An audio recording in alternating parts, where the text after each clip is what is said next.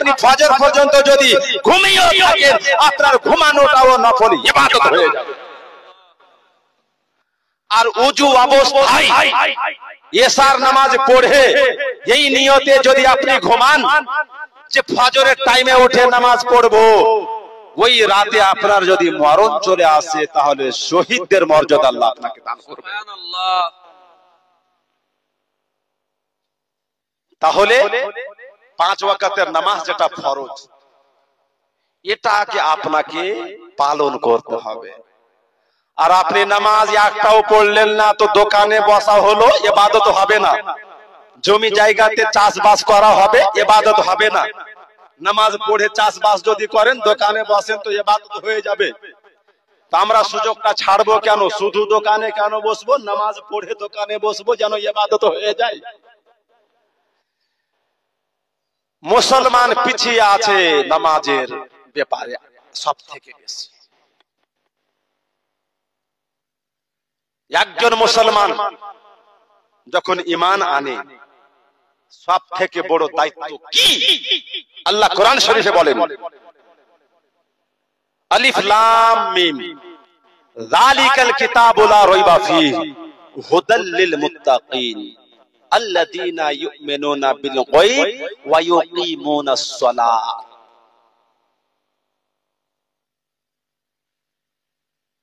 হেদায়েত প্রাপ্ত ওই সমস্ত মুমিন, ইউমিনুনা বিল গায়ব, যারা গায়বের প্রতি ঈমান আনয়ন করেছে। গায়ব কি? আল্লাহকে দেখিনি, ঈমান এনেছে। জান্নাত দেখিনি, ঈমান এনেছে। জাহান্নাম দেখিনি, ঈমান এনেছে। কবরের আযাবকে দেখিনি, ঈমান এনেছে। বিশ্বাস করেছে হাসর মাহশর হবে, দেখিনি, ঈমান এনেছে, বিশ্বাস করেছে। এই যে বিশ্বাস করে নিল, এই বিশ্বাস করার পরে, ঈমান আনার পরে, মুমিন হওয়ার পরে, মুসলমান হওয়ার পরে সব চাইতে আগে যেই কাজটা, যেই দায়িত্বটা ঈমানদারকে দেওয়া হয়েছে সেটা হচ্ছে আসসালাত। এই জন্যই আল্লাযীনা ইউমিনুনা বিল গায়ব ওয়া ইউকিমুনাস সালাত কথা বলা হয়েছে। আগে এটাকে বলা হয়নি আল্লাযীনা ইউমিনুনা বিল গায়ব ওয়া ইউতুনাজ যাকাত। এটা হজের কথা বলেনি, আগে নামাজের কথাটাকে বলেছে। তার মানে নামাজের গুরুত্ব যাকাত চাইতেও বেশি, মানে আগে। ওটাও ফরজ, এটাও ফরজ, ফরজ হওয়ার দিক দিয়ে তো সমান। কিন্তু ঈমান আনয়নের পরে নামাজের স্থান আগে।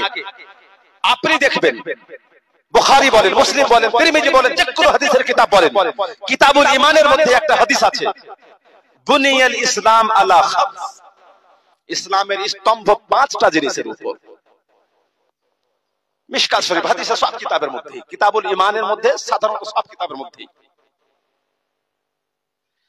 প্রথমটা হচ্ছে শাহাদাতু আল্লা ইলাহা ইল্লাল্লাহ, সাক্ষী দেওয়া আল্লাহ ছাড়া কেউ ইবাদতের উপযুক্ত নাই এবং মুহাম্মদ হলেন আল্লাহ তাবারক ওয়া তাআলার সচ্চা রাসূল। তারপরে হচ্ছে ইকামুস সালাত, নামাজ কায়েম করা। তারপর যাকাত, তারপর হজ রোজা। নামাজ আগে। কোরআন শরীফের মধ্যে নামাজের ইম্পর্টেন্স দেখে আল্লাহ তাবারক ওয়া তাআলা বিধান শুধু নামাজের দিয়েছে তা নয়, যাকাতেরও বিধান দিয়েছে, রোজার বিধান দিয়েছেন, হজের বিধান দিয়েছেন, অন্যান্য আরো বিধান দিয়েছেন। তাফসীরে নাঈমিতে লেখা আছে নামাজের ইম্পর্টেন্স, নামাজের গুরুত্ব এই জন্যও বেশি যে আল্লাহ তাবারক ওয়া তাআলা যখন যাকাতের বিধান দিলেন তো এই জমিনে, এই দুনিয়াতে, এই আরশে, এই ধরতিতে, এই মাটিতে বিধানকে পাঠিয়েছেন। জিবরিল যাও যাকাতের বিধান নিয়ে গিয়ে নবীকে দিয়ে আসো। যাকাতের বিধান এই দুনিয়াতে পাঠিয়েছেন আল্লাহ, ধরতিতে পাঠিয়েছেন। হজের বিধান জমিনে পাঠিয়েছেন, রোজার বিধান জমিনে পাঠিয়েছেন। কিন্তু নামাজটাকে ফরজ করার জন্য নামাজের বিধান আল্লাহ জমিনে পাঠাচ্ছেন না, নবীকে মেরাজের রাতে 7 আসমানের উপরে ডেকে নিয়ে নবীর হাতে উঠিয়ে দিচ্ছেন কি, হে নবী আপনি এই নামাজকে তোহফা হিসাবে নিয়ে যান, আপনার উম্মতিকে পড়তে বলবেন। কত গুরুত্বপূর্ণ ইবাদত চিন্তা করেন। নবী সাল্লাল্লাহু আলাইহি ওয়াসাল্লাম মেরাজের রাতে, নামাজটা কিন্তু মেরাজের রাতেই ফরজ হচ্ছে। কাইফা ফুরিজাতিস সালাতু ফিল আসরাই, বুখারী শরীফের মধ্যে একটা চ্যাপ্টারই বাঁধা হয়েছে। নবী মুহাম্মদুর রাসূলুল্লাহ যখন মেরাজে গেলেন, নবী সাল্লাল্লাহু আলাইহি ওয়াসাল্লাম কে তোহফা হিসাবে, উপহার হিসাবে, গিফট হিসাবে 50 ওয়াক্তের নামাজ দিলেন আল্লাহ কি যাও উম্মতিকে দিয়ে দিও। মেরাজের রাত্রে যখন ফিরে আসছেন, রাস্তাতে দেখা হয়ে গেল মুসা নবীর সাথে। মুসা নবী জিজ্ঞাসা করছেন, হে আল্লাহর পয়গম্বর, আল্লাহ আপনার উম্মতিকে তোহফা স্বরূপ কি দিয়েছেন?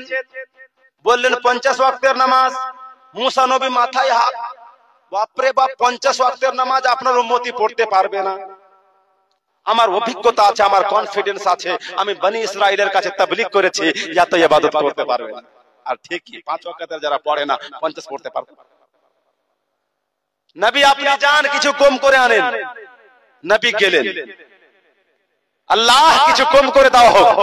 বুখারীতে গোটা লেখা আছে একেবারে, কাইফা ফুরিজাতিস সালাত ফিল আসরা, এই চ্যাপ্টারের মধ্যে এই বর্ণনা আছে। বুখারীর হাদিস আপনাকে বাংলা ভাষা আছে মনে করেন। আল্লাহ 5 কম করে দিলেন।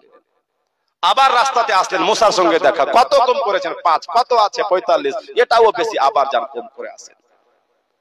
বারবার যাচ্ছেন, 5 কম করছেন, মুসার সঙ্গে দেখা, বলছেন আবার যান, করতে করতে 9 বার গেলেন। 5 9 45, 45 কম 5 থেকে গেল। আবার রাস্তাতে মুসার সঙ্গে যখন দেখা, মুসা জিজ্ঞাসা করেন, পয়গম্বর কত থাকলো? বলে 5। বলে এটাও বেশি হয়ে যাবে, আরো আপনি যান, কিছু কম করে আনেন। কিছু কিছু উম্মতি এই হাদিসটা শোনার পরে বলছে কি, একবার নবী চলে গেলে খুব ভালোই হতো, টেনশন আর থাকতো না, সবটি মাফ হয়ে যেত। নবী বলছেন আর কত কম করাবো? আল্লাহ যখন দিয়েছেন তো আল্লাহর দাওয়াত তোহফাটা নিয়েই যাই, এই 5 নিয়ে আসেন। তবে আল্লাহ তাবারক ওয়া তাআলা এটাও বলে দিলেন, হাবিব 50 ওয়াক্তের নামাজ ছিল, নামাজের সংখ্যা আমি কম করেছি, সওয়াব কম করিনি। তোমার উম্মতি 5 ওয়াক্তের পড়বে নামাজ, আমি আল্লাহ 50 ওয়াক্তের নেকি দান করে দিই। সুবহানাল্লাহ, সুবহানাল্লাহ। আল্লাহ নামাজ নবী সাল্লাল্লাহু আলাইহি ওয়াসাল্লাম নিয়ে আসলেন, তোহফা স্বরূপ আপনাকে দিলেন। যারা এই নামাজ 5 ওয়াক্তের পাবন্দি সহকারে আদায় করে, তারা নবীর তোহফাকে অ্যাকসেপ্ট করলো। যারা নামাজ পড়ে না, তারা নবীর তোহফাকে অ্যাকসেপ্ট করলো না। এবার আপনাকে আমি একটা প্রশ্ন করব। জলসা শুনতে আপনি এসেছেন, ধরেন আপনি, আপনাদের এদিকে মেলা লাগে কি জলসাতে? লাগে লাগে। আমি জিজ্ঞাসা করলাম, আমার কি জানা নাই? আমি কি মুর্শিদাবাদে জলসা করি না? আমি বহরমপুরে, আমিও আসি অনেক। লাগে। আপনি মেলাতে জলসা শুনতে এসে জিলেবি ক্রয় করলেন 1 কেজি, তোহফা স্বরূপ আমার মাকে দিব, আমার বাবাকে দিব। আপনার বাবাকে রাত্রে জলসা শুনে আপনি গেলেন, মা জেগে আছে, দরজা খুললেন, আপনি যদি জিলেবি দেন, মিষ্টি দেন বা পাপড় ভাজা দেন, অন্যান্য খাদ্য দ্রব্য, কাপড়ের দোকান বসে আছে, মায়ের জন্য একটা শাড়ি বা বোরকা আপনি ক্রয় করলেন, নিয়ে যদি আপনি মাকে দেন বা স্ত্রীকে দেন, কি আম্মা, কি স্ত্রী, কি বেটি, তোমার জন্য এই তোহফা, এই উপহার, এই গিফট আমি জলসা শুনতে গিয়ে তোমার জন্য নিয়ে এসেছি, তুমি নিয়ে নাও। মা যদি বলে তোমার গিফট আমার দরকার নাই, নিব না, যা তোমার শাশুড়ি আম্মাকে দিয়ে দাও, মনে রাগ হবে কি হবে না? মনটা খারাপ করবে কি করবে না? কি এত আশা করে মায়ের জন্য শাড়ি নিয়ে আসতাম, মা এটাকে কবুল করলো না, অ্যাকসেপ্ট করলো না, তো যে নিয়ে যাবে গিফট সে নারাজ হয়ে যাবে, দুঃখিত হয়ে যাবে। যেই গিফটের কথা আমি বলছি, এই গিফট বহরমপুরের কোন শপিং মলের গিফটের কথা বলছি না। এই গিফট জলসার মাহফিলের কোন মিষ্টির দোকানের কথা বলছি না, কলকাতা বাজারের কথা বলছি না, স্টাইল বাজারের কথা বলছি না, দুনিয়ার কোন বাজারের কথা বলছি না। জান্নাতের বাজার থেকে নিয়ে আসা গিফট আল্লাহর দান করা, আল্লাহর পক্ষ থেকে নবীর নিয়ে আসা গিফট। নামাজের কথা বলছি, নবী নিয়ে আসতেন নামাজ। উম্মতি তোমাদের জন্য লা মাকান থেকে, সাত তাবাক আসমানের ওই পার থেকে, সাত আসমানের ওই পার থেকে, জান্নাত থেকে 5 ওয়াক্তের নামাজ গিফট হিসাবে আনলাম, তোমরা কবুল করে নাও, এটাকে অ্যাকসেপ্ট করে নাও, নামাজ পড়তে শুরু করো। আপনি যদি কবুল না করেন, অ্যাকসেপ্ট না করেন, নামাজ পড়তে শুরু না করেন, তার মানে নবীর গিফটকে আপনি হাতে নিলেন না, ছুঁড়ে ফেঁকে দিলেন। আপনি বলেন মাথায় হাত দিয়ে নবী নারাজ হবেন কি হবেন না, নবী দুঃখিত হবেন কি হবেন না? আপনি যদি নবীকে দুঃখিত করেন তো আপনি কি জান্নাতে যেতে পারবেন? নবী কত দুঃখিত হবে। আরে আপনি যদি দুঃখিত হয়ে যান, দুনিয়ার মার্কেটের বাজারে গিফট যদি আপনার নিয়ে যাওয়া কেউ না নাই, তো আপনি যদি নারাজ হন, নবী তো জান্নাতি বাজারের গিফট নিয়ে এসেছেন, না দিবেন তো নবী তো বেশি দুঃখিত হয়ে যাবে। এই জন্যই নবীকে দুঃখিত করা যাবে না। নামাজ পড়তে হবে, নামাজ পড়েন, সফলতা এমনিতেই আপনার আসবে। قد أفلح المؤمنون الذين هم في صلاتهم خاشعون। সাকসেসফুল হয়েছে, সফল হয়েছে ওই সমস্ত মুমিন তারা যারা খুশু খুদুর সহিত, নম্রতার সহিত, আল্লাহর ভয় অন্তরে রেখে যারা নামাজ আদায় করে। নামাজের সুবহানাল্লাহ সুবহানাল্লাহ অনেক বেনিফিট আছে। আপনি হয়তো মনে করছেন নামাজ পড়লে আল্লাহর লাভ আছে। আল্লাহর লাভ নাই, লস নাই। লাভ আপনার, না পড়লে লস আপনার। ময়দানে মাহশরে, তিরমিজি শরীফ ইবনে মাজার হাদিস, ইন্না আউওয়ালা মা ইউহাসাবু বিহিল আবদ ইয়াউমাল কিয়ামাতি আস-সালাত মিন আমালিহি।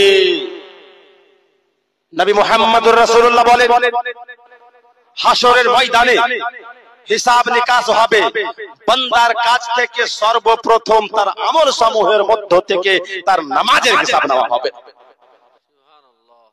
কে কতটা প্রস্তাব নেওয়া হবে, মসজিদ তৈরি করেছেন কিনা পরে হিসাব হবে, ওই তৈরি করা মসজিদে নামাজ পড়েছেন কিনা আগে হিসাব হবে।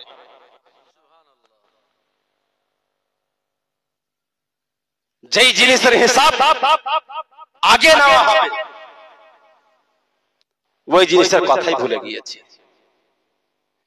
নামাজ এমন এক ইবাদত, আদম থেকে নিয়ে নবী মুহাম্মদুর রাসূলুল্লাহ পর্যন্ত সব নবীর যুগে এই আমল চলমান ছিল, বলুন সুবহানাল্লাহ। তবে 5 ওয়াক্তের নামাজ কোন নবীর আমলে সম্পূর্ণ 5 ছিল না। কারো হয়তো জোহর ছিল, কারো ফজর ছিল, কারো আসর ছিল।